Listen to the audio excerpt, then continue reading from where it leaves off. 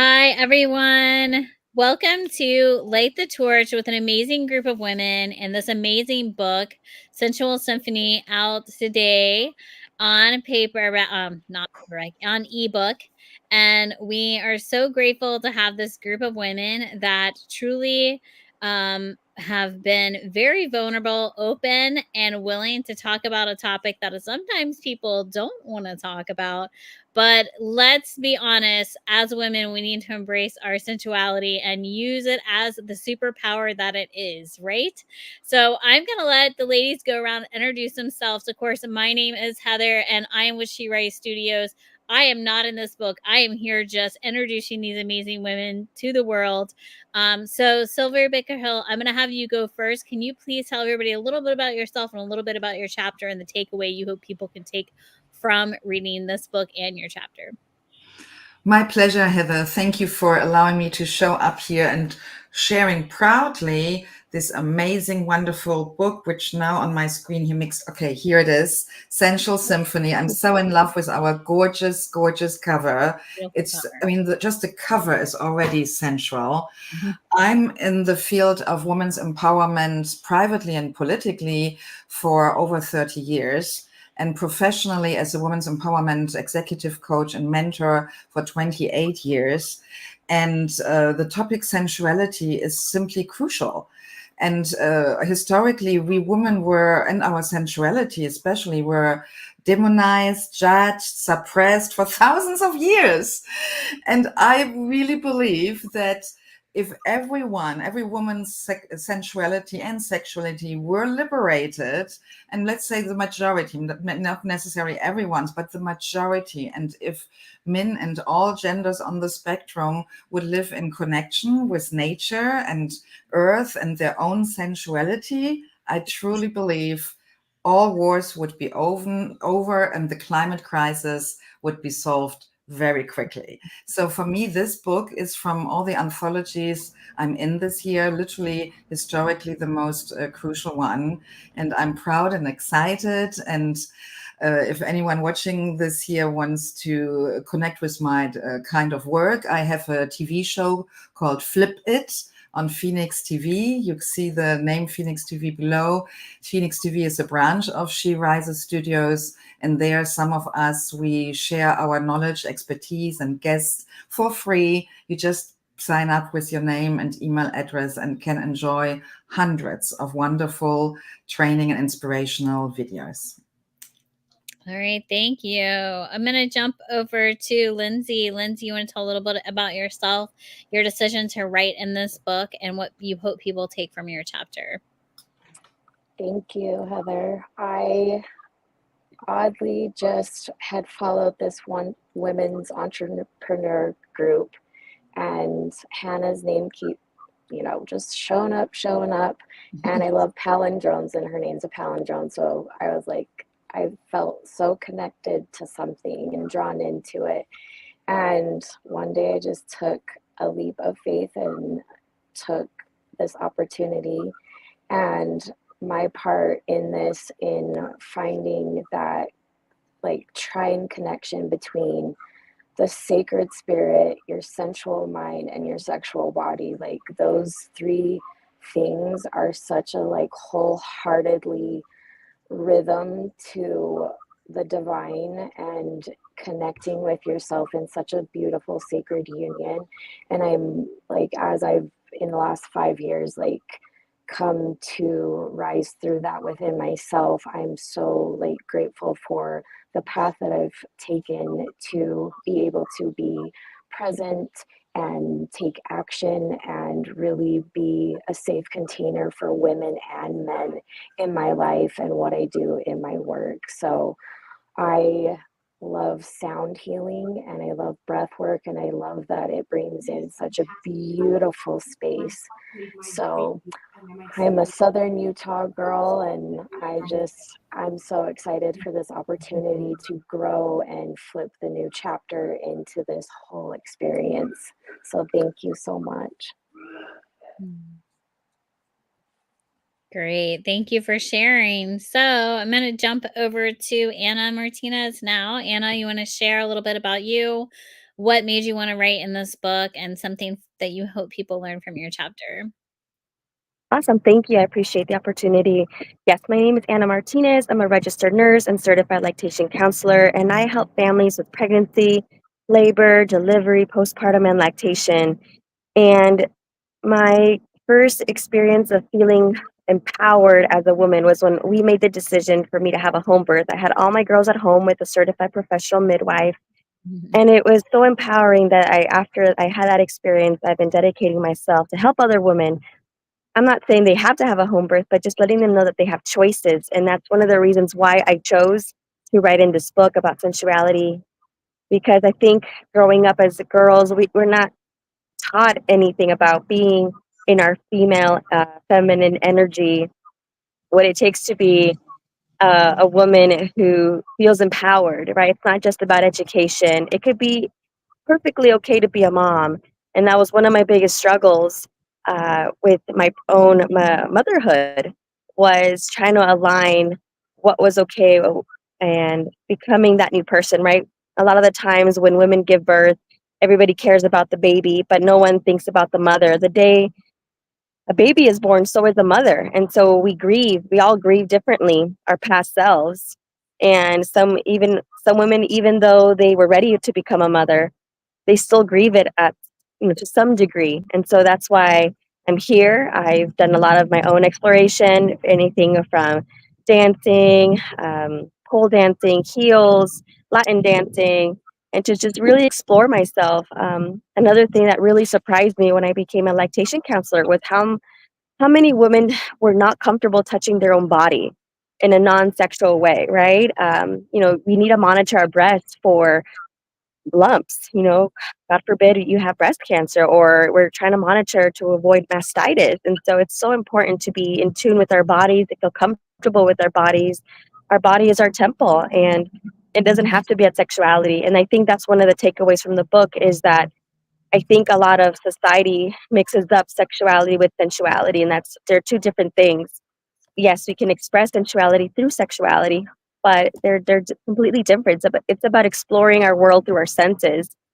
And so I'm hoping to get that message across. And I gave some practical tips, spiritual, physical, mental, right? Changing your mindset, and how to be in tune with your own self and become the woman you want to be and not feel guilty about it either. So I hope you guys enjoy my chapter. I love that, Anna. Thank you. Yeah, I mean, it's really is sometimes just understanding our body, knowing our body, and then like listening to our bodies, right? Yes. That's something we forget to do. All right. Now, what about you, Miss Amber? You want to jump into this conversation, let everybody know a little bit about you, what made you want to write this chapter, and something that you hope people take away from it? Yeah, so my name's Amber. And Anna, I resonated with everything that you said. That was amazing. So I actually didn't plan on writing in this book. I signed up a lot like Lindsay said. I saw in a Facebook group looking for writers for Beyond the Hurt, which is one that's going to be released in August of next year. But I was like, oh, that one really spoke to me. And then I kept seeing stuff for Sensual Symphony, and I was like, I don't know, do I do it? Do I not? Like, this is kind of bold. But then I was like, you know what? I'm bold. Like, I need to write in this book. And so like my chapter is a lot of like coming back to yourself. As women, we're told, different things, like how to act and how to show up in the world. And, I could talk about how we're born pure and innocent, and then we're taught how we're supposed to show up and how we're supposed to act. And, for me, it was like, be a lady, act like a lady. Oh, there was a lot of things on my body image. Unfortunately, my grandparents, who I loved and I looked up to, they said a lot of really hurtful things about my body. Boys don't like fat girls. And so I grew up completely disembodied, hating myself and not having a relationship with my body and myself. So my chapter is a lot of coming back to not only creating that sensuality with yourself and that relationship with yourself, but being able to have that to bring to the table for other relationships. I love it. Yeah, being honest. So thank you for being honest and sharing that, and sharing, I'm sure, even more in your chapter. Body image is a real issue. It's an issue I deal with I have daughters, with them as well. And sometimes it doesn't matter how much you build them up, there's still something else that creeps in, right? And it's something I feel like we don't really understand until we're older and we kind of come into ourselves and realize none of that crazy stuff we thought before matters. But, wish we could like give them that peace of mind earlier so that they didn't have to suffer through that. So thanks for sharing. Okay, Lady Jasmine, jump in this conversation, share your wisdom with us. Oh, you're muted. Let me unmute you. Hi, everyone. Thank you for being here. Thank you for bringing this book to life. It is an extra special day for me because it is my solar return today, and this was not something I planned. So it feels very divinely orchestrated. So it's like, I'm just like over the moon about being a part of this anthology. And when I saw the invitation and the title, I knew that I had to be a part of this. Like, I just felt the calling in my soul. I didn't know how it was going to happen, and Heather knows. I just kind of it just clicked into place last minute, so it was meant to be. And I felt like it was really important to represent, especially as a brown woman, a woman from the East. In India, women, girls are programmed from a very young age. The culture there is by the age of 10, you learn how to cook, clean, sew. You speak when you're spoken to. You are a vessel. You are worthless without a man. And so it felt really important to represent the women of my culture, to like show them that you are not defined by culture. You are not defined by societal programming. But more importantly, in my chapter, Grace Through Fire, I go through the journey of what I went through as a child. And the big takeaway that I hope the readers take from my chapter is that, all the things that have been talked about here are so important. But what I go into is that no matter how much your body has been abused, you can still absolutely restore the temple. You can still absolutely come back to that point of innocence, of experiencing pleasure without it being sexual, without it being weird. And beyond that, pleasure, not just for the body, but like with life, with flowers, with cleaning the toilet. Like, what? How can that be a pleasureful activity? But that's what the power of sensuality does. It allows us to embrace the ick and the yuck and the messy, to really like come into this passionate way of being in this human experience that is going to have its challenges. And since everyone shared their titles, I am a trauma-informed empowerment coach. I specialize in nervous system restoration and complex sexual, religious, indoctrination, trauma resolution. And I am certified in tantric massage. So I go deep. I go deep into the muscle memory. I go deep into the mind programs that are locked in there. And I do it very gently, but in like, I work with those sneaky energies. And so I'm just like, I feel like a huge 28-year cycle of silence has ended for me in the release of this book. And I feel like now a new book, it's not even a chapter, like a new book is beginning for me. And I don't know what it is, but I just feel so blessed to share in this co-creation with all of you beautiful women, and to share my light with all the beautiful women. And Ben out there, if you read the book, I encourage and empower you to do so, because sensuality is for everybody, regardless of gender. So I know the cover has boobies, but we all got chesticles, so we can all just like take a moment, just like, I woke up today, so delicious. Thank you, thank you, thank you, thank you, thank you. All right, Lady Jasmine, thank you. And I love the fact that you said restore the temple, and it is important for us to try to push past and understand that we don't have to fall on those cultural, societal guidelines, right? That we are evolving, that the world is evolving, that we can evolve into our own. So thank you for bringing up those points. So Dimitri, why don't you, Dimitri, are you there? Oh yeah, I see. So hi, jump in and share your take on sensuality and why it just spoke to you to write in this book and what you hope people can take away from it. Wow. Thank you all for your vulnerability and transparency, because this is a very intimate topic, and you know, everyone almost said everything that I would say, so I'm going to wrap up in this way. My name is Demetria Anania, and my chapter is The Art of Sensual Healing and the Pleasure of Sacred Union. I start my chapter off with a very small story or small part. I was raped when I was little. So I think it's important to talk to women who are holding on to that. Any trauma never really truly releases in my belief system. And what I mean by that is we take wisdom from it. So we're still the walking symbol of growth, expansion, and evolution of a trauma. And so what we glean from that in those caveats becomes then where we can proselytize and share, uplift, support, build, and grow others. So I don't think trauma ever really leaves. It becomes a platform. If you use it in strength, wisdom, power, grace, and poise. So my chapter is about all the things that you all already said, except I'm telling it through the lens of Tantra specifically. I am a Tantric practitioner.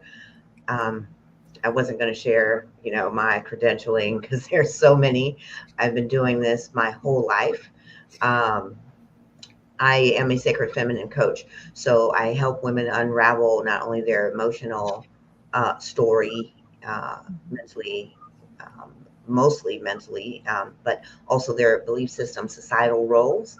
And I use Tantra as the backdrop to bring in the mind, body, soul part. So I do soul awakening of soul purpose, gifts, and abilities through 3 different mediums, which I just named. But to me, this chapter was really important because these types of disassociations to ourself in general, we miss the body part. And in manifestation, we have to, I believe Yasmin said it best. We have to bring pleasure and bliss back into the body. So it's not just sexual. I told my story through sensuality because of my story, and I was disassociated from pleasure. And I had to find not only myself, but be comfortable with sensuality as a whole. And that created through tantric teachings, samadhi. And I got to experience that with a life partner a long time ago. But it's important to not just embody our beauty and the pleasure of connecting to all of life, because that is how we actually are manifesting. It's not just a thought. It's not just an emotion. We need to be in homeostasis. And if we forget about the body and our connection living in the vessel, this treasure of soul never really gets the fulfillment of the joy of being on the planet. So I talk about some tools to get there, and how to bring alive the sensation. I think Yasmin talked about somatic healing, so very important, because those cells are vibrating and they're still creating life, even though the mind says, I want a great job, or I want this. All of that is already percolating, and we do have to do very deep purification. So I told a whole story based on how to get that tantric fulfillment, sans sexual intimacy, because pleasure to me is sensual. Life is sensual. It's how we create all the things and the magical wonders we do. So I'm just excited to be amongst all of you telling wonderful stories. I can't wait to also connect with you all beyond the book, because we're all telling a story, and it's a story that needs to be told and supported by other women who are writing and talking about it. So I'd love to connect with you all beyond. And so thank you all for sharing.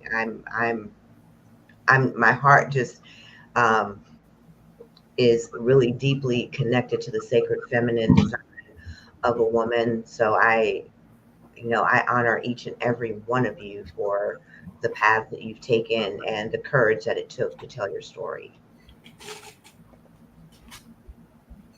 Yeah, thank you all, ladies, for sharing. And these are very vulnerable stories. But I feel like this is so important and it's going to have such a massive impact because these are things people don't like to talk about, but they are things that we need to talk about, right?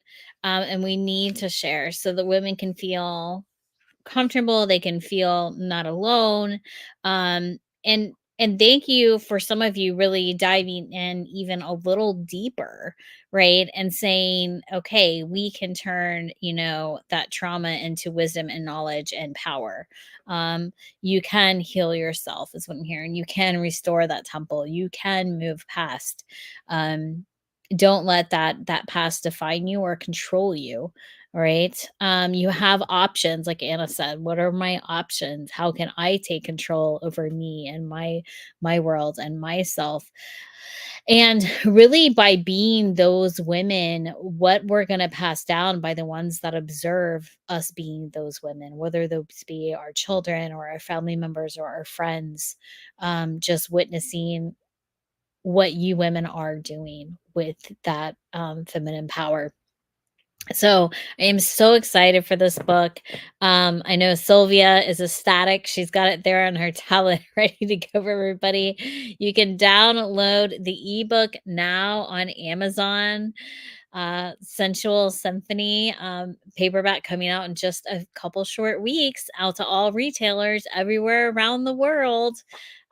These women are going to be not just international bestsellers, but they are going to be the voice of sexuality and feminism for the world. And that's what this book is all about. And such a special group of ladies. Thank you for that, for showing up today and being vulnerable and sharing. And there's more authors in this book. This is not everyone. This is just everyone that could join us at this time.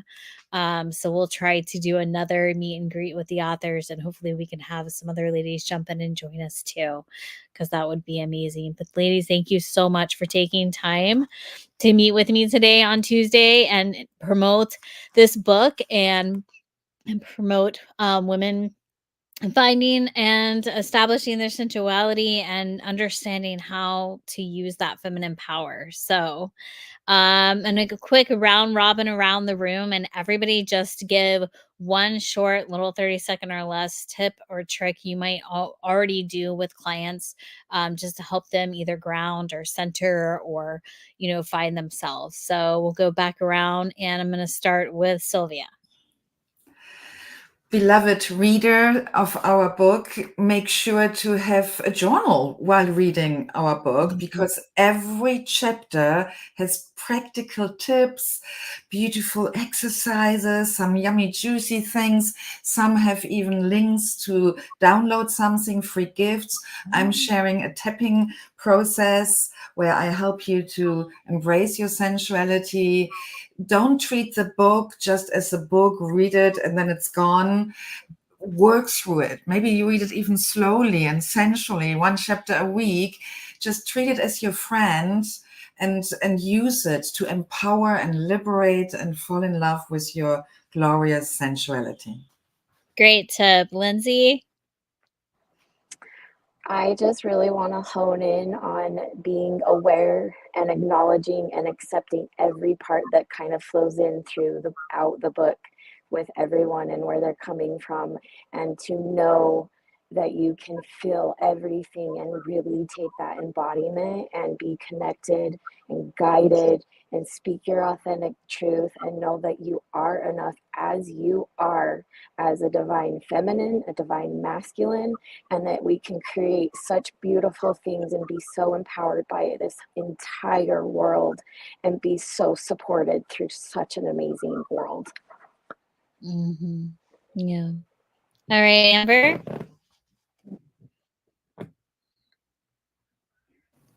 Oh, sorry. I thought we skipped Anna, but Yeah. I think that just being in this room, like, it's so powerful listening to everyone. And, you know, I'm sad that the other authors aren't here, because I just feel like we all have so much to offer in different ways. Our chapters are going to be written in our own voices, our own words. And, you know, when you're going through and reading the book, you might find that you connect with what one of us says over the other, but just really take in everything that everyone has to say and, you know, just embrace the process. I know I have some tips and tricks in my chapter, and it sounds like some of these other ladies do as well. And you don't have to do all the things, but really feel in your body what feels good to you. Mm-hmm. Anna? Just like Amber said, I don't want anyone feeling overwhelmed by all the tips and tricks that you're going to be reading in my chapter and everyone else's chapter. So like Sylvia said, you know, have your journal and maybe test out some stuff. You know, 1 week you do this, another week you do that. Take baby steps. You don't have to do all the things. I think even in my closing, I say, I give you 4 steps. You don't have to do them in order. You can do them in whichever order feels good for you. Just start somewhere. Try one thing at a time. Take your time, and just don't feel overwhelmed. There's time to embrace all the tips and tricks, whichever one feels good for you. Only you know what's best for yourself and for your family. I love it. Lady Jasmine, what about you? Can I please go last? I need a moment to catch my breath. Thank you. What about you, Demetria? Oh, you're muted. Let me unmute. There you go. Go ahead. Oh, it's not unmuting. Okay.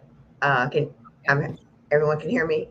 Yes. Okay, good. So I think what I would like to share here as one of the tools is being able to go from shame to safety to sovereignty within your body requires, or what I utilize is yoni mapping and finding where in the body we are holding on to. So I've taken a traditional tantric method and modernized it shamaically to be able to feel where we are connecting to these parts in our emotional story for the release. So just sitting with yourself. If you have a morning routine, like a lymphatic routine, bring it down to your hip area. You can just use your hands just to kind of walk through where you are feeling. A lymphatic walk also does helps you connect physically to the area, and then gently talking to the body are the things that I share in my chapter, and how to reground yourself and center yourself after sleep, so that you can really speak into your truth and not just saying affirmations and things that are not congruent or aligned. You can realign yourself first thing in the morning, so you're prepared to receive all the opportunities and synchronicities. So when we do that nightly or in the morning, we're setting our body up for its restorative cycle. So that's kind of one of the tools that I talk about and discuss in the chapter. Great.